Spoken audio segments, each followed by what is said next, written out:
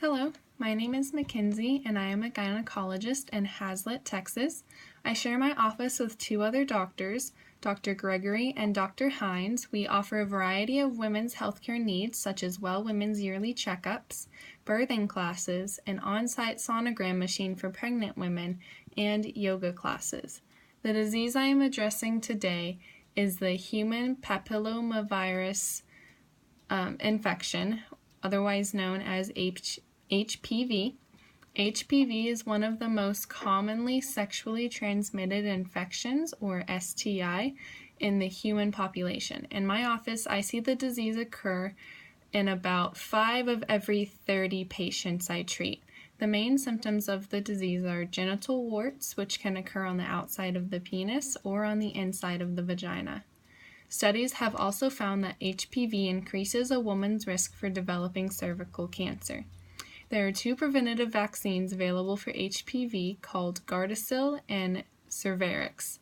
A patient can also decrease their chances of contracting HPV by using condoms and limiting the number of sexual partners they have. HPV usually goes away on its own spontaneously, so viral medications are not recommended by most doctors. Women who have contracted HPV are encouraged to get routine cervical cancer checkups because of the increased risk of cervical cancer. As stated above, there is no treatment for HPV, so men may use soothing creams until the infection clears up on its own.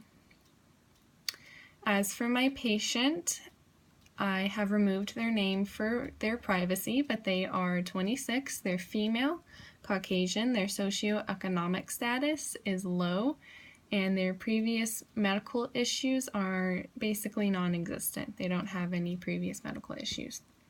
The patient was diagnosed with HPV when she was 25 years of age. I recommended for her to get yearly cervical cancer screenings. I also recommended her to abstain from sex until after the infection had cleared up. She was also instructed to always use condoms when having intercourse.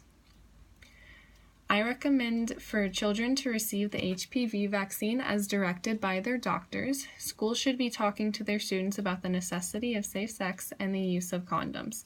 Raising awareness of the disease is a great way to help reduce the contraction of the disease. Parents should also be aware of the disease and be pertinent in talking to their teens about the importance of safe sex. It is vital for parents to have open communication with their children on the subject. As fellow health professionals, raising awareness about HPV is also our jobs. We need to talk to our patients about the dangers of all STIs and educate our patients on the ways to prevent them.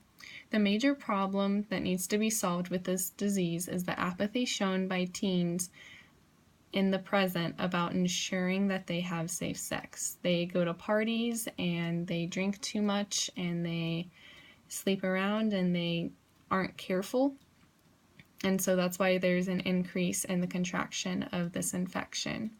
We need to educate our children to be aware of the dangers of STIs and make sure they know that if they're not careful, they will contract something that will stay with them for the rest of their lives. So as health professionals, let's go out and educate all of our patients. Thank you. Have a nice day.